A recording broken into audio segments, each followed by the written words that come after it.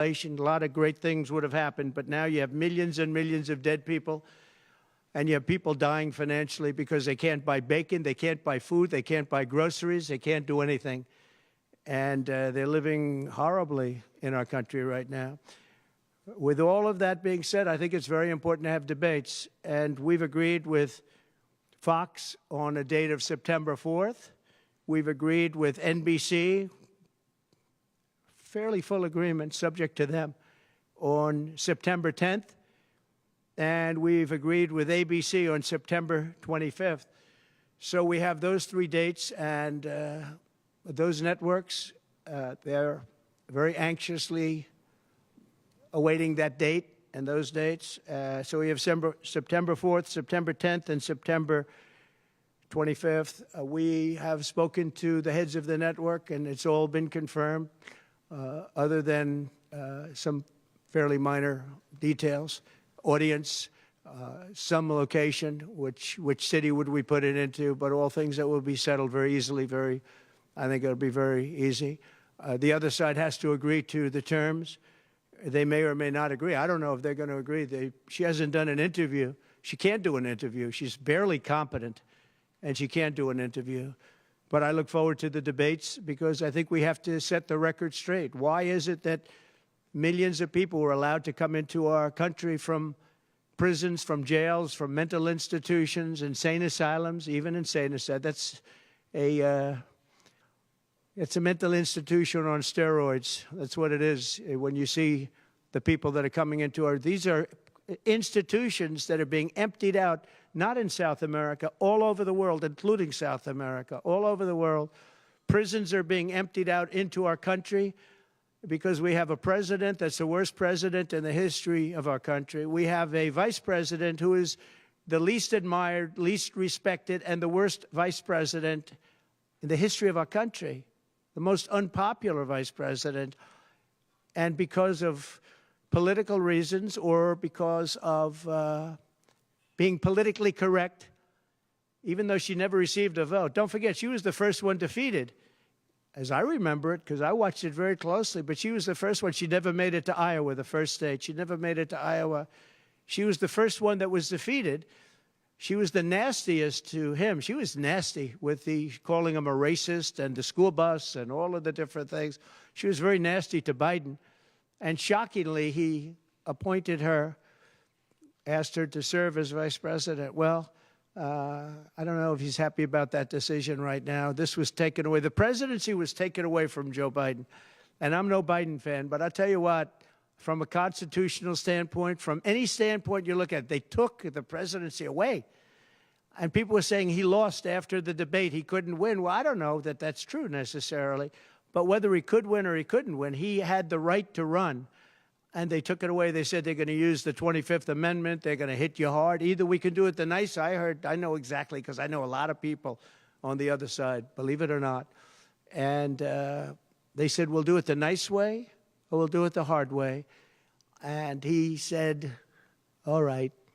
So that, I mean, they've really taken, what they've done is pretty incredible. And now I'm running against somebody else, and we're leading. We're leading. So I'm not complaining. I'm saying for a country with a constitution that we cherish this constitution. To have done it this way is pretty severe, pretty horrible. You would have thought they would have gone out to a vote. They would have had a primary system. They would have done something. But to just take it away from him like he was a child. And he's a very angry man right now, I can tell you that. He's not happy with Obama, and he's not happy with Nancy Pelosi, crazy Nancy. She is crazy, too. She's not happy with any of the people that told him that you've got to leave. He's very unhappy, very angry, and I think he also blames her. He's trying to put up a good face, but it's a very bad thing in terms of a country when you do that. I'm not a fan of his, as you probably have noticed, and he had a rough debate, but that doesn't mean that you just take it away like that. Or you go out to a vote, you do something. He had 14 million votes. She had no votes. She got no votes. And I think she's crashing. I think when people find out, and I think people are starting to find out what a bad job she did, what a bad job she did on the border. She's trying to say she had nothing to do with the border. She had everything. She was appointed to head the border. And then they said, Border Czar, oh, she loved that name, but she never went there. She went to a location once along the border, but that was a location that you would love to go and have dinner with your husband or whoever. That was a location that was not part of the problem. That was not really going to the border. So essentially, she never went to the border. And if you listen to Tom Holman, if you listen to the great border people, Brandon Judd from Border Patrol, if you listen to Paul, I mean, so many different people. I speak to them all the time. And I did when I was president. We had the best border in the history of our country. Now we have the worst border in the history of the world. Millions of people coming in, and our country cannot sustain it. Our country is going down because of this, because of incompetent people. So I just look forward to these debates. I think it's very important that we have them. I hope she agrees to them, September 4th, September 10th, September 25th. And I think they'll be very revealing. I think they'll be very revealing. Do you have any questions, please? How have you recalibrated your strategy to compete against terrorists? I haven't recalibrated strategy at all. It's the same policies, open borders, weak on crime. I think she's worse than Biden because he got forced into the position. She was there long before. She destroyed San Francisco. She destroyed California as the AG. But as the DA, she destroyed San Francisco. A friend of mine, Bob Tisch, all know the Tisch family. He was in many cities with companies. He said the greatest city in the country is San Francisco. That was about 20 years ago. And he passed away a while ago, and he would be looking down and said, what happened? He thought it was the best city in the country. He had divisions there, lows. And he would be looking down in horror now when he sees she destroyed no cash bail, weak on crime. She's terrible. And yet they weaponized the system against me. They have me. I got so many lawyers. Now they want to delay cases. I won the big case in Florida. I won the big case. Nobody even wrote about it. The big case, the judge was a brilliant judge. And all they do is they play the ref with the judges. But this judge was a fair but brilliant judge. And as you probably heard, the big documents case, I won it. Now, Biden lost it because he didn't have presidential immunity. He didn't have the Presidential Records Act. He lost it. But the special, I call it prosecutor, special counsel, special prosecutor to me, he, appointed by him and appointed by Garland, he said the man's incompetent. He can't stand trial, but he can run for president. But we no longer have to worry about that because we have somebody that, in my opinion, is more incompetent.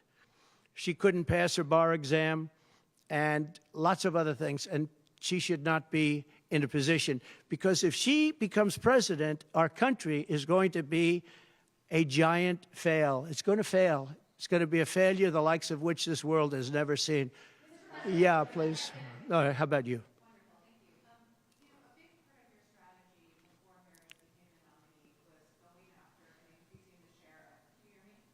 You have to speak louder. Okay, great. A big part of the strategy for your campaign before Harris became the nominee was appealing to black voters. That's Yeah. something you were really going after.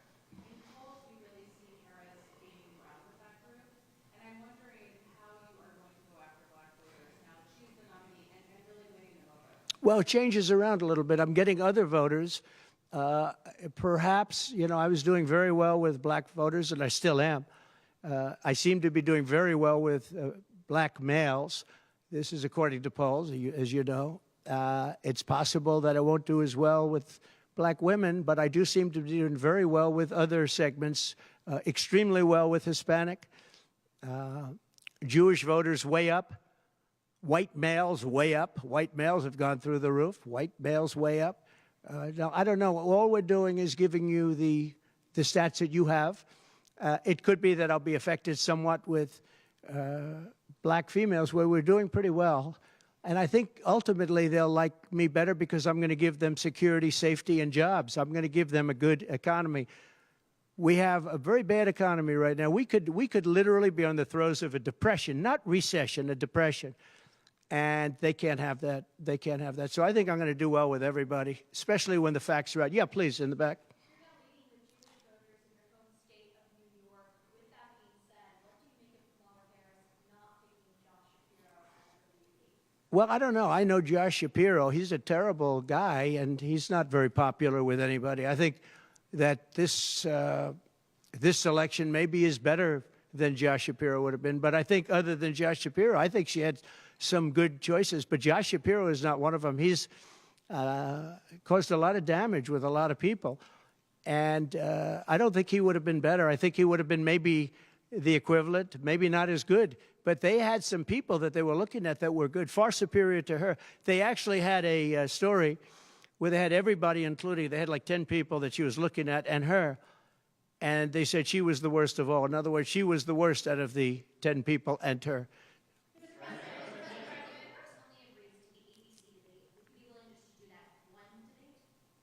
I don't know how that's going to work out. We'd like to do 3 debates. We think we should do 3 debates. We think Fox and ABC. And we also have CBS is going to do the vice presidential debate. So CBS will do vice presidential. And I have to tell you, J.D. Vance has really stepped up. He's doing a fantastic job.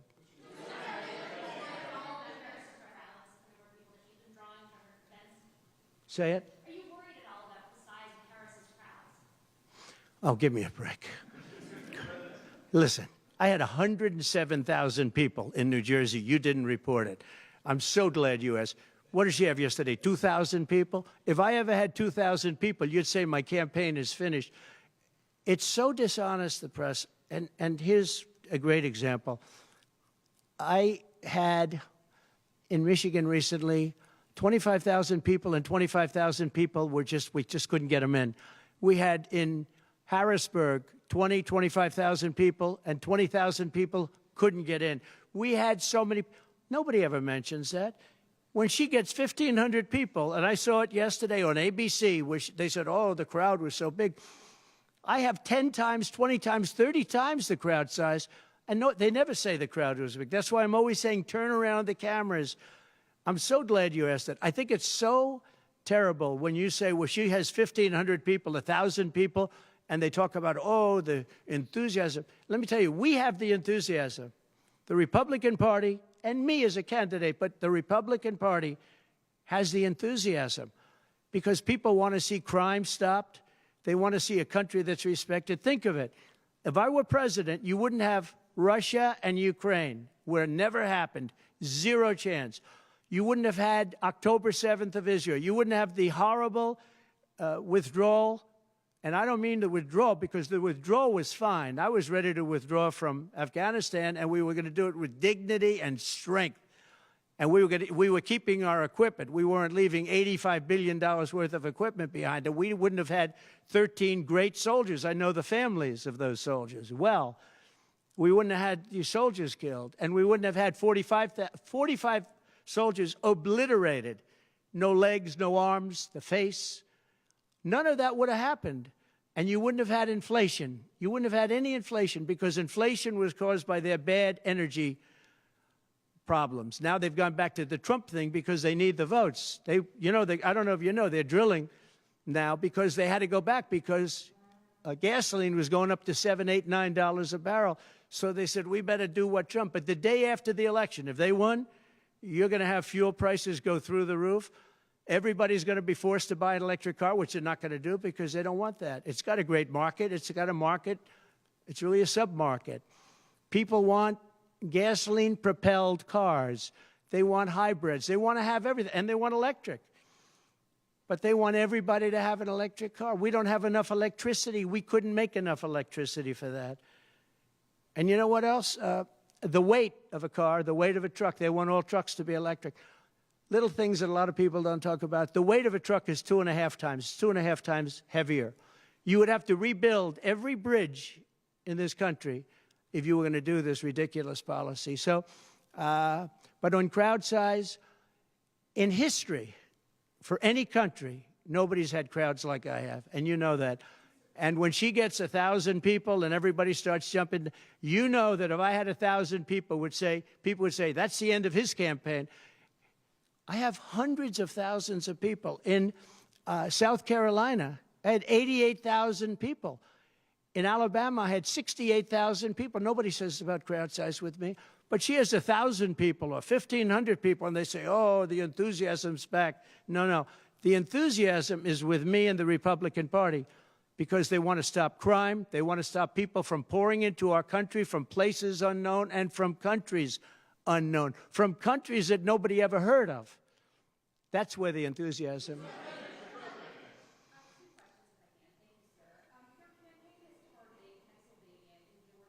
Yeah. Get those two, you could seal the deal. That's what they say.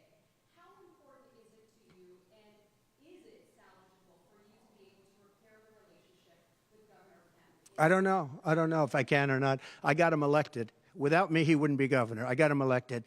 He was doing terribly. I got him elected. With that being said, I hope we can repair it, but if we don't, the people are still the people, and they're going to vote. We're leading in Georgia by a lot. We're leading in Pennsylvania by a lot. So, but I don't know. Now, in Pennsylvania, I have great relationships. In Georgia, I do too, but unfortunately not with the governor. I've never understood it.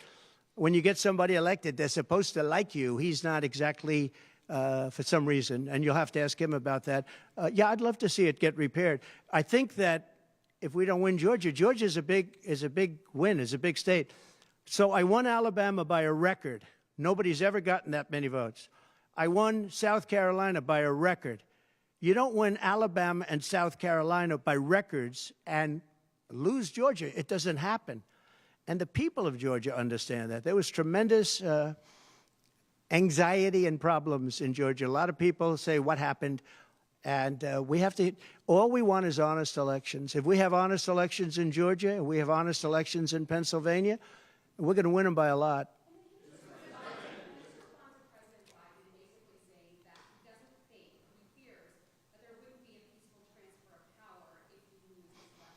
Well, he actually said it two ways. First, he said it incorrectly, then he corrected himself. Do you agree with that, right? You know, if you watch him, he said it two ways.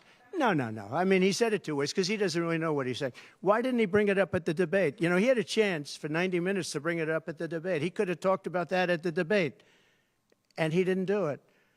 Everyone said, oh, he said this and he said that.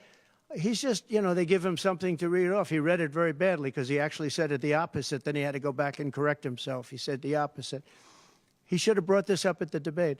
If he had a problem, of course there'll be a peaceful transfer. And there was last time, and there'll be a peaceful transfer. I just hope we're going to have honest elections. That's all. Okay? You have not had a public campaign event for nearly a week now for Mar-A-Lago, Montana, which is not a swing state. Some of your allies have expressed concern that you're not taking this race seriously, particularly. What a stupid question this is. Because I'm leading by a lot and because I'm letting their convention go through, and I am campaigning a lot. I'm doing tremendous amounts of taping here. We have commercials that are at a level I don't think that anybody's ever done before. Plus, in certain cases, I see many of you in the room where I'm speaking to you on phones, I'm speaking to radio, I'm speaking to television.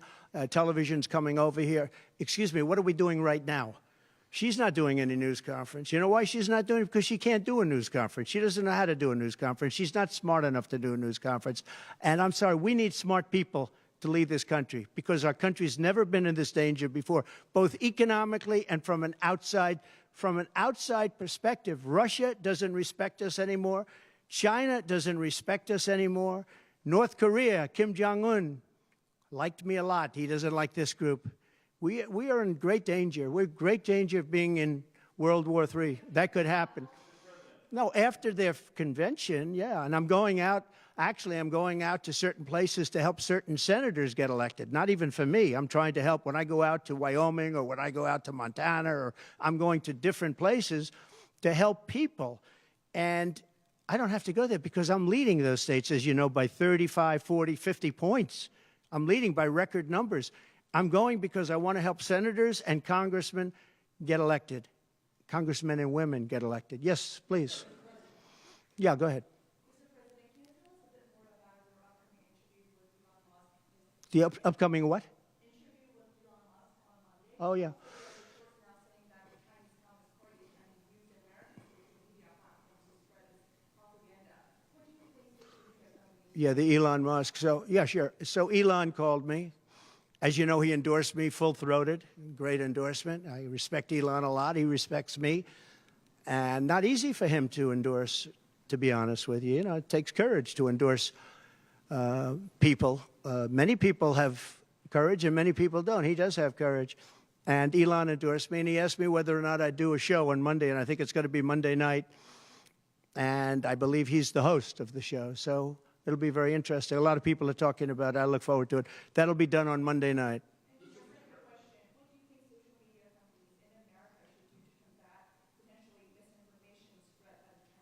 Well, you have a lot of misinformation spread about China, and you have a lot of misinformation spread about a lot of different places. I think I'm going to get along great with China. President Xi of China and I were very good friends. We met right here, right in that, except we had a beautiful sofa there, as opposed to what we have right now. Right now we have you. But President Xi and I had a very good relationship until COVID. And I held him responsible for COVID. It broke up our relationship. But I think we're going to have a great relationship. And I think it's going to be mutually beneficial. But we cannot have it where China is taking advantage of the United States. And that's what they were doing, as you very well know. Yes, please.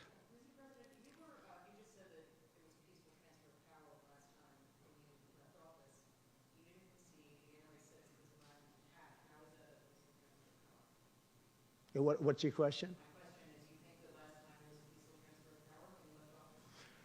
No, I think the people that, if you look at January 6th, which a lot of people aren't talking about very much, I think those people were treated very harshly when you compare them to other things that took place in this country where a lot of people were killed. Nobody was killed on January 6th. But I think that the people of January 6th were treated very unfairly. And they were there to complain, not through me, they were there to complain about an election. And, you know, it's very interesting. The biggest crowd I've ever spoken to, and I said peacefully and patriotically, which nobody wants to say, but I said peacefully and patriotically. The biggest crowd I've ever spoken to, and you've seen, Maggie, I was at the mall, I was at the Washington Monument, I was at the whole thing. I had crowds, I don't know who's ever had a bigger crowd than I have, but I had it many times. The biggest crowd I've ever spoken before was that day, and I'll tell you, it's very hard to find a picture of that crowd. You see the picture of a small number of people relatively going to the Capitol, but you never see the picture of the crowd. The biggest crowd I've ever spoken, I've spoken to the biggest crowds. Nobody's spoken to crowds bigger than me. If you look at Martin Luther King, when he did his speech, his great speech, and you look at ours, same real estate, same everything, same number of people, if not, we had more. And they said he had 1 million people, but I had 25,000 people. But when you look at the exact same picture, and everything's the same because it was the fountains, the whole thing, all the way back to from Lincoln to Washington, and you look at it, and you look at the picture of his crowd, my crowd, we actually had more people. They said I had 25,000, and he had 1 million people. And I'm okay with it because I liked Dr. Martin Luther King. Yeah, please.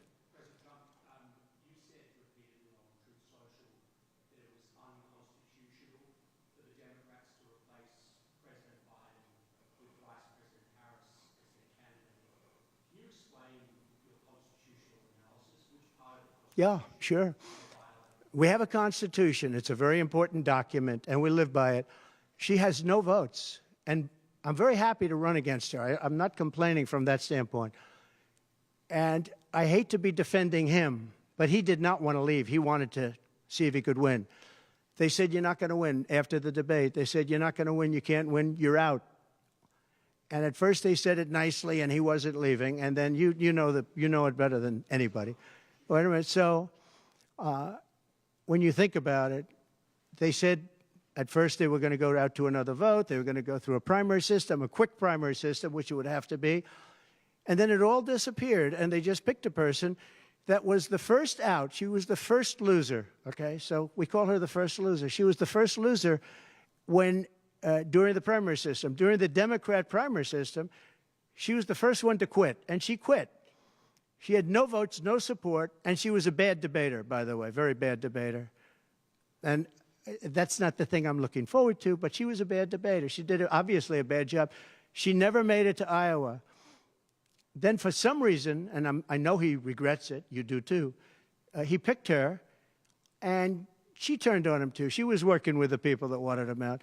But the fact that you can get no votes, lose in the primary system, in other words, you had 14 or 15 people, she was the first one out, and that you can then be picked to run for president, it seems to me actually unconstitutional. Perhaps it's not. Please.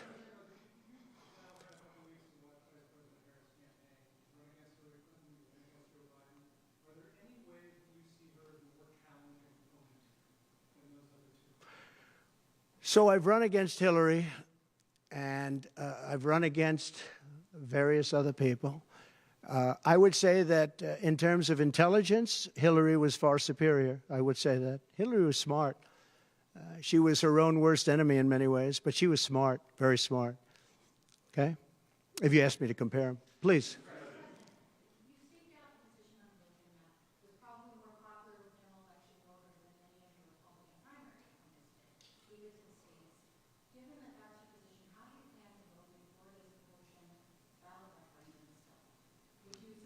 Would you repeat that question, please? Do you have to speak up? Yes, sir. It's a hard room because it's very big, if you know. So this is worth $18 million. Oh, I see.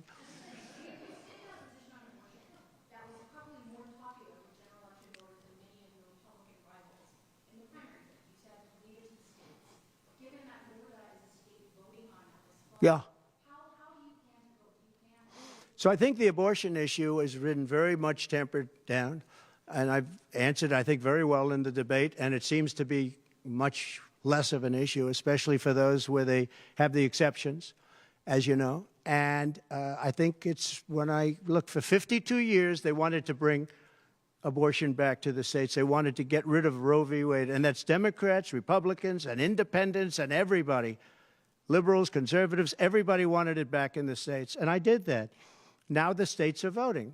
And frankly, some of the votes are much more, if you could say, liberal than you would think. Ohio turned out to be, they had a big vote, and it turned out to be a much more liberal standing than people would have thought. Kansas, the same thing. And then you have Texas, and you have other places where it may be different. But the issue has been brought back to the states now. And like Ronald Reagan, I believe in the exceptions for rape, incest, and life of the mother. I believe strongly. I think that that's a very important thing. I think when you have to follow your heart. But when you don't believe in the exceptions, I think it's much tougher. It's a much tougher issue. But about 82% of Republicans do believe in exceptions. I think and a lot of them are changing their mind and coming even further. I think that abortion has become much less of an issue. It's a very small, I think it's actually going to be a very small issue. What I've done is I've done what every Democrat and every Republican wanted to have done, and we brought that issue back to the states. And now the states are voting on it. And frankly, some of the votes are a lot different than people would have thought. But it's the vote of the people is taking care of it. And, you know, when you think about the Democrats are really the radical ones on this, because they're allowed to do abortion on the 8th and 9th month, and even after birth. If you look at your new governor from Minnesota, he's talking about, he's like the governor previous, the former governor. I don't want to get him mixed up because Glenn is doing a good job, and he's leading our whole campaign in Virginia, Glenn Youngkin. But previous to Glenn, the governor, he said the baby will be born. We will put the baby aside, and we will decide with the mother what we're going to do. In other words, whether or not we're going to kill the baby. The Minnesota gentleman, this guy agrees with that. He is the most liberal. Look, between her and him, there's never been anything like this. There's never been a combination. So I'll use the word progressive. You know, they want to go progressive. They don't like the word liberal. I like liberal better. I think it's more appropriate, because nobody knows what progressive means. But they now like to use the word progressive. But there's certainly never been anybody so liberal like these two, or even close. I think the abortion issue has been taken down many notches. I don't think it's a big factor anymore, really.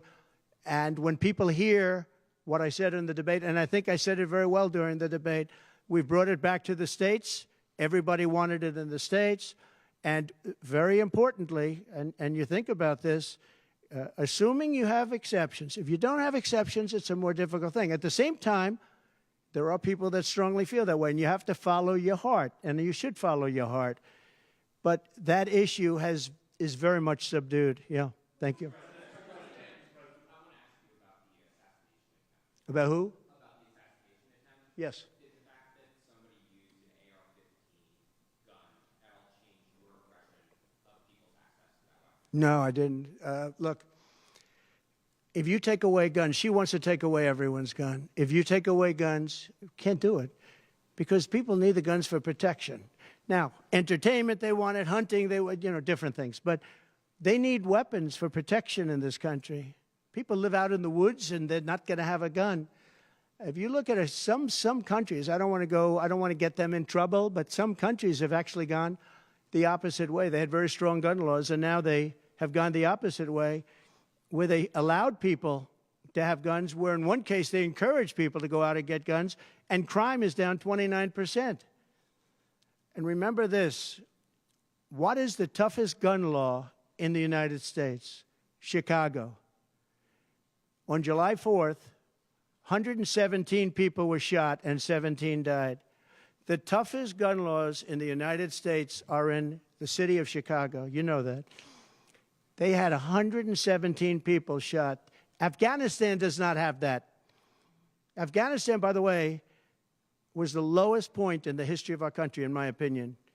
That was the worst embarrassment to the history of this country, and I say Putin would not have gone into Ukraine if that didn't happen. When he saw the incompetence of Millie and all these guys that are incompetent, when he saw that happen, when they took out the soldiers first, they took out the soldiers first.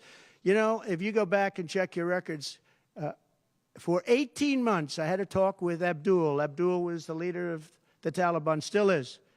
But I had a strong talk with him.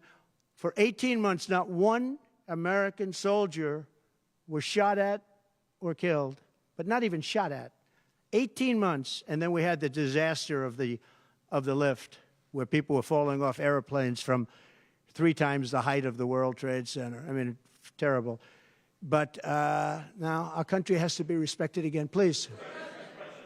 Go ahead, please. There was some reporting, I believe, in the New York Times that Kamala Harris said she might be open to the idea of a weapons embargo against Israel. I wonder if you could comment on that. What that means for the country. I'd be against that. That Kamala is in favor of not giving Israel weapons? Yeah. That's what I hear. Look, she's been very, very bad to Israel, and she's been very bad to Jewish people.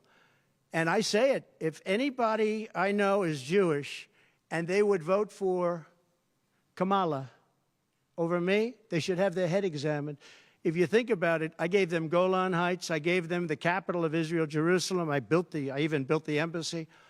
I gave them no Iran deal. The problem is they didn't do anything with it. Iran was broke. We could have made a deal so easily. I would have had a deal done within 1 week after the election with Iran. Iran can't have a nuclear weapon. It's very simple. We would have gotten along with Iran. I was looking forward to it. I was fine with Iran. We hit them a couple of times pretty hard, but we would have been fine with Iran. But I terminated that deal. I got them the Abraham Accords. Everyone said that's impossible. I got them the Abraham Accords. She's been very, very bad to Israel, and she's been very bad and disrespectful to Jewish people. And any Jewish person that votes for Kamala and her friend, her new friend, who I don't know if she knew him before, but I don't think he's too good. But anybody that votes for them, if you're Jewish or if you love Israel, you have to have your head examined. Go ahead, please.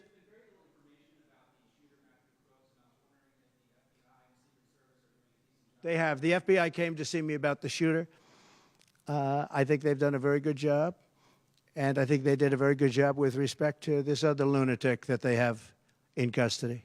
Please. There's been some discussion around Vice President Harris's relationship with Willie Brown, Yeah. former mayor of San Francisco, and how that might have intersected with her career trajectory. So I'm just wondering if you followed that discussion at all and had any thoughts. Well, I know Willie Brown very well. In fact, I went down in a helicopter with him. We thought maybe this is the end. We were in a helicopter going to a certain location together, and there was an emergency landing. This was not a pleasant landing, and Willie was, he was a little concerned. So I know him pretty well. I mean, I haven't seen him in years. But he told me terrible things about her.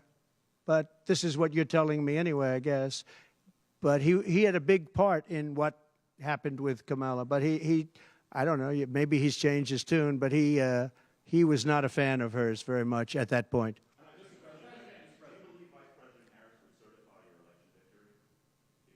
Yeah, I do. Go ahead. On what? Well, I'm going to announce that. I'm going to actually have a press conference on that at some point in the near future, so I don't want to tell you now.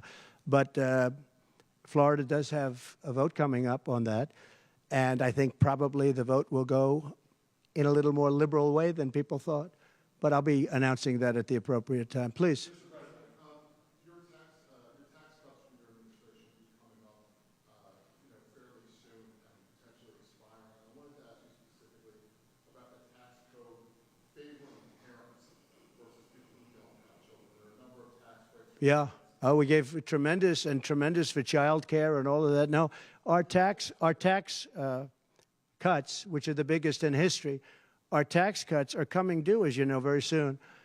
And if the Democrats don't renew them or make it impossible to renew because it's pretty close in terms of vote, if they don't renew them, it's the equivalent of having a 4 times tax increase from what you have right now, and it'll destroy the economy. I think they're under tremendous pressure to do it. I've never seen, all my life I grow up and I watch politics, and I used to be on the other side of politics very soon. Then I run for office. But in all the years of studying politics, I've never seen people get elected by saying, we're going to give you a tax increase. These guys get up. Think of it. We're going to give you no security. We're going to give you a weak military. We're going to give you no walls, no borders, no anything. All these things they're doing. I mean, the transgender became such a big thing. But they do all of these things, but they always say, we're going to give you a tax increase. I never heard anybody campaign on a tax increase. A politician has always said, I will cut taxes. I'll give you one example, Social Security. They're going to destroy Social Security. I am going to leave Social Security. I'm not raising the years. I'm not raising the age. I will be saving Social Security, and I'm going to work it out that there's no tax on Social Security for seniors. I'm also doing no tax on tips, no tax on tips. So waiters, waitresses, caddies, people that drive cars, people that get tips who have been harassed by this government, we're going to have no tax on tips. That's a big thing.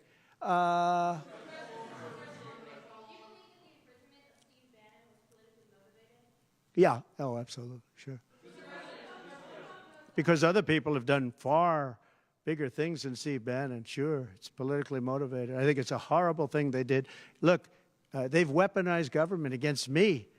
Look at the Florida case. It was a totally weaponized case. All of these cases, by the way, the New York cases are totally controlled out of the Department of Justice. They sent their top person to the various places. They went to the AG's office, got that one going. Then he went to the DA's office, got that one going, ran through it. No, this is all politics, and it's a disgrace. Never happened in this country. It's very common that it happens, but not in our country. It happens in banana republics and third world countries, and that's what we're becoming. We have no borders. We have bad voting regulations. Anytime you have mail-in ballots, you're going to have problems. France learned that lesson. France had all mail-in voting, and they went back to paper ballots, voter identification, voter ID. They went back to a normal system, one-day voting. They don't want to be around, voting for 64 days. And look, the election, I keep talking about November 5th, but the election really starts on September 6th. That's when it starts because it's early voting. We should have one-day voting. We should have paper ballots. We should have voter ID, and we should have proof of citizenship. Please. No, the gentleman in back. For who? You're going to have to talk louder, sir. Do you support continuation of tax credits for EVs? And secondly, what sort of political or policy advice does Elon Musk give you? Elon is a very different kind of a guy. He's a very big believer in the country, but he's very worried about the country. He's very worried about the country.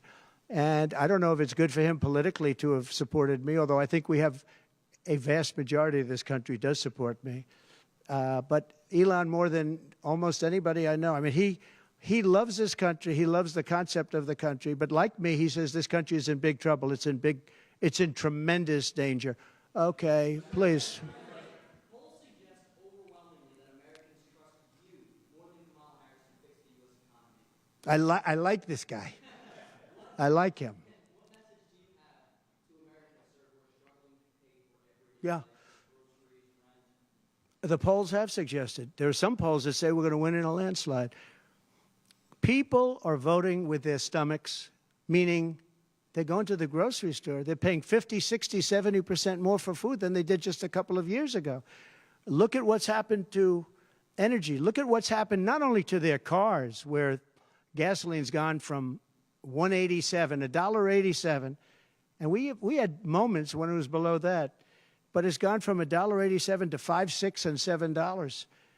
And they take the strategic national reserves and they take it out, even though it's peanuts compared, it doesn't last long. But they're virtually empty now. We've never had it this low. And he's using that to keep the gasoline prices as low as possible. He's sucked all of the oil out, essentially the gasoline, to keep the price down a little bit, and it's had very little impact. But you know what? We have no strategic national reserves now. He's emptied it. It's almost empty. It's never been this low. And I had it at a good level, and I would have had it more if the Democrats would have approved the deal. You know, I had a deal to buy it at $22 a barrel, and now it's going to be close to 100 pretty soon, my opinion. And the Democrats didn't want to do that, but we bought a lot anyway.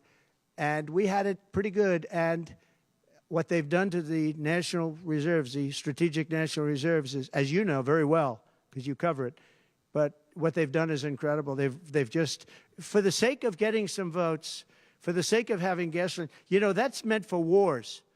It's meant for, like, tragedy. It's not meant to keep a gasoline price down so that somebody can vote for Biden, or in this case, Kamala, who, by the way, is worse than Biden. And she's actually not as smart, okay? She's actually not as smart. That's hard to believe, isn't it? Yeah, please. Okay. There are other things the federal government could do, not just a ban. Would you direct your FDA, for example, to revoke access to mifepristone? That's one of the things. Sure, you could do things that would supplement, absolutely. And those things are pretty open and humane. But you have to be able to have a vote, and all I want to do is give everybody a vote. And the votes are taking place right now as we speak. Yeah, but it's there are many things on a humane basis that you can do outside of that, but you also have to give a vote, and the people are going to have to decide. Okay, yes, please. You. On what? No, I think she's actually not as smart as he is. I don't think he's very smart either, by the way. I'm not a big fan of his brain. But I think that she's actually not as smart as he is. So what do you attribute her rising in the polls as becoming a more competitive race since she's taken over? Well, she's a woman. She represents certain groups of people. But I will say this. When people find out about her, I think she'll be much less. And I see it right now. I see her going way down in the polls now. Now that people are finding out that she destroyed San Francisco, she destroyed the state of California along with Governor Gavin Newsom. He's been a terrible governor, terrible. But they did it together. And she was early. I mean, she was the first of the prosecutors, really. You know, now you see Philadelphia, you see Los Angeles, you see New York, you see various people that are very bad. But she was the first of the bad prosecutors. She was early. Who? Would you repeat that, please? No, you. Would you repeat her, what she said? You have to speak up. This room is very louder.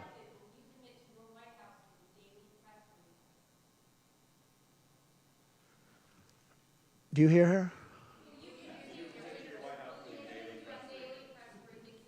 A daily press briefing? Why would I do that? I would give you all the press briefings you want. Look what I'm doing here. But why would I do a daily press? You'd get tired of me very fast. No, but I will give you total access, and you'll have a lot of press briefings, and you'll have from me. Now, are you talking about from me or from a press secretary? Well, yeah, probably they'll do something. If it's not daily, it's going to be a lot. You'll have more than you want. Yeah, please. President Biden vowed not to pardon his son Hunter, who is now a convicted felon and faces more felony charges in his upcoming trial for alleged tax evasion. Would you consider granting clemency or a pardon? I don't think it's appropriate for me to talk about it. I think it's a tragic story. You want to know the truth. And I felt that with Hillary Clinton, too.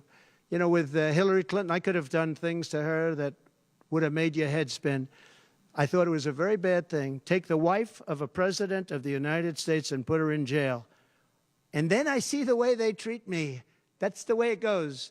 But I was very protective of her. Nobody would understand that, but I was. I think my people understand it. They used to say, lock her up, and I'd say, just relax, please. We won the election.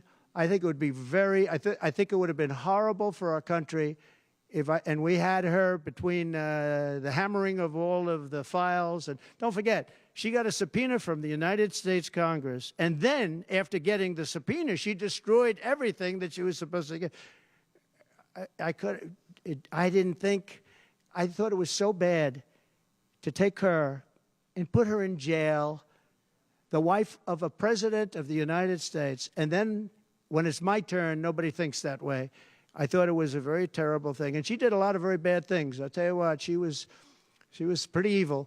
But in terms of the country and in terms of unifying the country, bringing it back, to have taken her and to have put her in jail, and I think you know the things as well as I do. There were some pretty bad acts that she did. I think it would have been very bad for our country. And a lot of my people, a lot of the MAGA, as they call them, but the base. And I think the base is 75% of the country, far beyond the Republican Party, because we're a party of common sense, and I'm a person of common sense. I want to have low taxes. I want to have strong borders. I want to have a strong military so that China and Russia, look, they've allowed China and Russia to do the impossible combined. They're natural enemies. They always have been, because China needs more land and Russia has it. They've always been natural enemies, and because of Obama, it started with him, and then Biden, because he didn't know what the hell he was doing, they've now become one force. And then now they're adding Iran to it, and they're adding North Korea to it. Pretty powerful force. This is something that is unthinkable that they allowed to happen.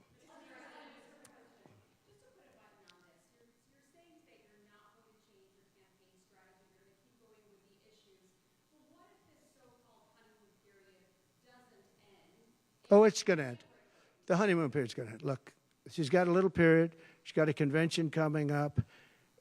It's about policy. It's not about her. I think she's incompetent because I've watched her. She destroyed California. She destroyed San Francisco. Everything she's touched has turned to bad things. I'm not going to use foul language, but everything she's touched has turned bad. She's incompetent. The reason she's not doing what I do and she's not doing what she should be doing, she won't even do interviews with friendly people because she can't do better than Biden. Now, he had a reason for not doing well, and he was never, 25 years ago, the sharpest or brightest bulb in the ceiling. That I can tell you, okay? He wasn't. But he could do interviews at least. Not lately, he couldn't, perhaps. But she should be doing interviews. She doesn't want to do interviews. And the reason she doesn't is, number one, her policies are so bad. Just to answer your question, I think that it's not going to change because it's really ultimately not about her as much as about her policies. She wants open borders. She wants to defund the police. She wants to defund the police. She wants to take away your guns.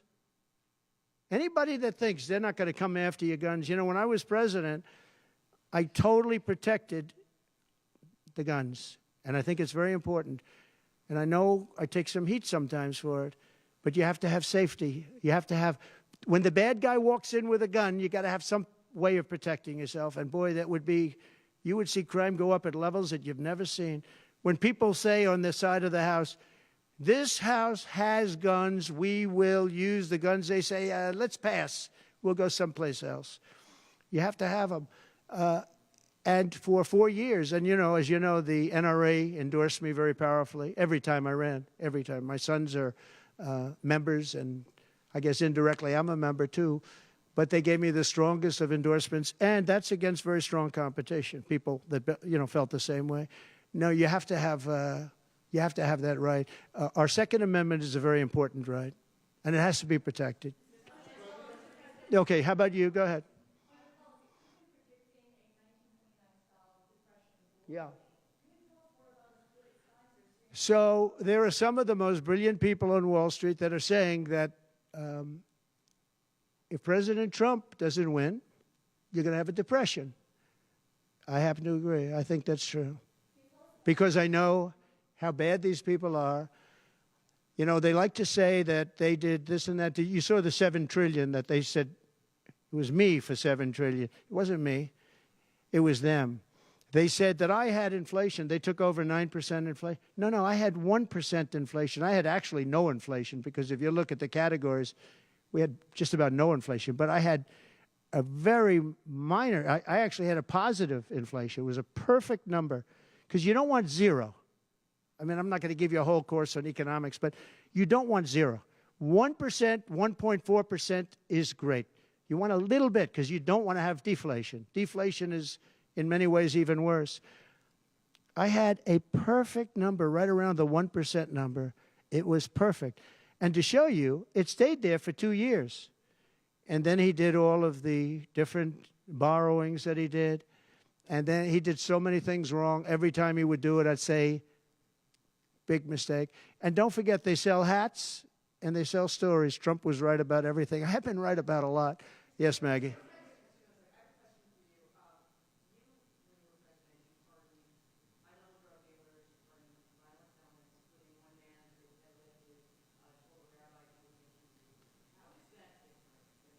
Well, we had a commission like other people do, and it's always complicated and it's always controversial. And we had commissions that, and I think of respected people, you know many of the people on the commission, and they would recommend to me certain pardons for certain people. Some people were treated very harshly. A fantastic woman, as you know, she served 24 years for being on a phone call having to do with drugs. You know who I'm talking about. She was great. And she had another 24 years to go. And it was largely about marijuana, which in many cases is now legalized, okay? But we had many very highly regarded people on a commission, and they'd recommend, and they'd put a reason why. Some people were, served time, but they served a lot of time for something that today people wouldn't even serve time by. Well, for the most part, I think they did. I mean, they did. They go through. They went through. I had a commission. It was a very important commission to me, and highly respected people.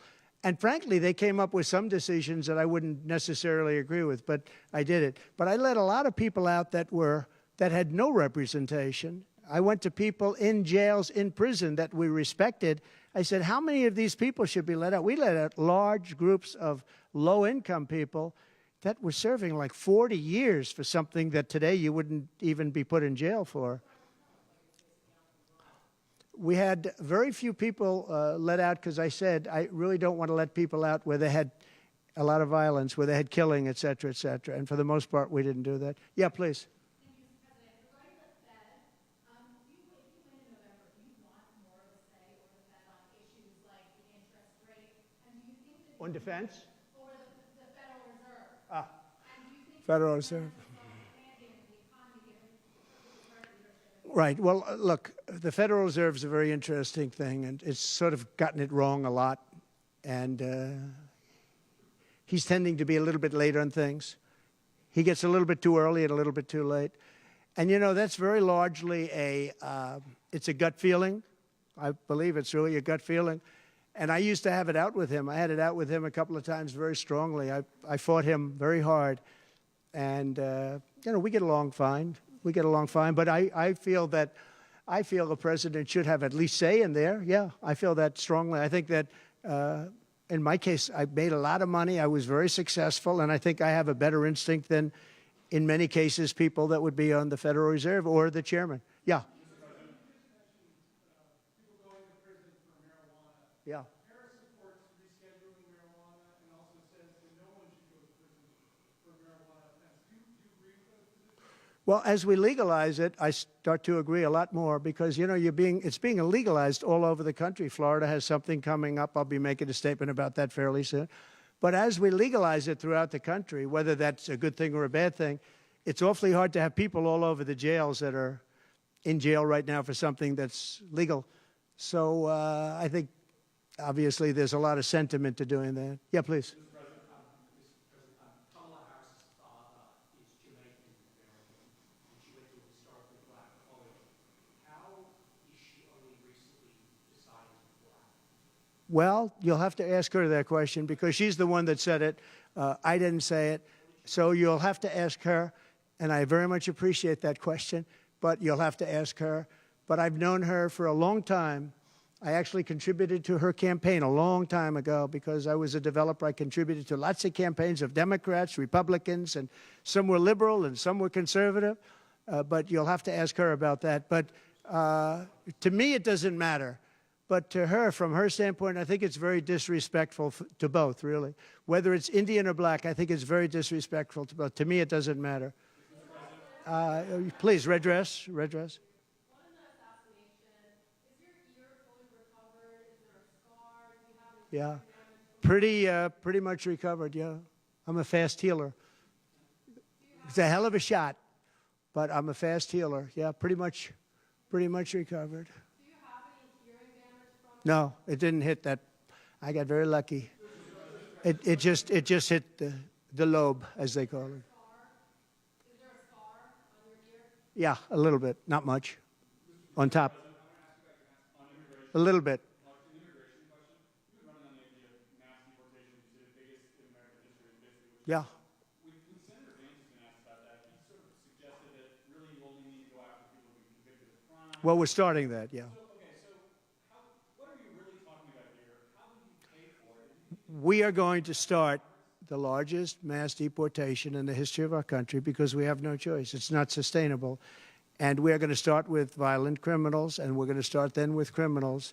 And our local police is going to work with us because they know everything about the people. They know their names. They know everything about them. They know their middle name. They know their numbers. And as you know, the other side is trying. You know, look, for years I wondered, why are they allowing these people to come in at levels like this? It was incredible.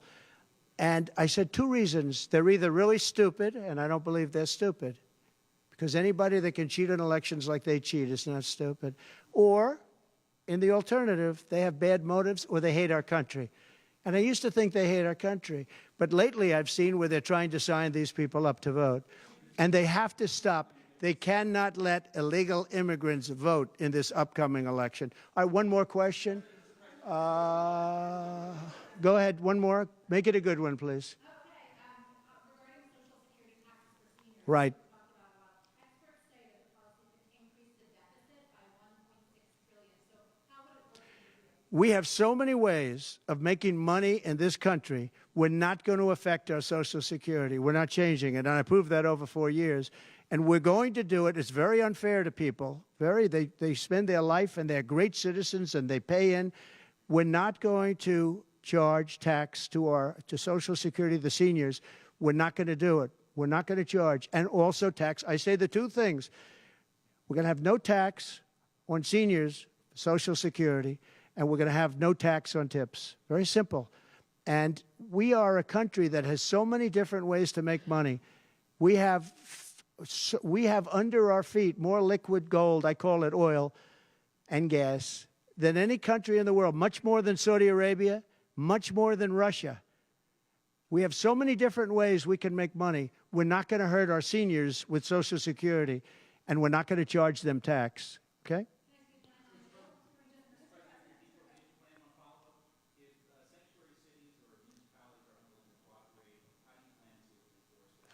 We should not have sanctuary cities. Sanctuary cities is a way of protecting criminals, and we should not have sanctuary cities. And if you go to California, and I know it well, I have property out there, great property. If you go to California and you ask the people of California, do they like the idea of sanctuary cities? They don't like it. They're tired of it. They're tired of crime. They're tired of what's happened to our country. Our country's become a crime-ridden mess, and we're going to stop it on November 5th. Thank you very much, everybody. Thank you. Thank you.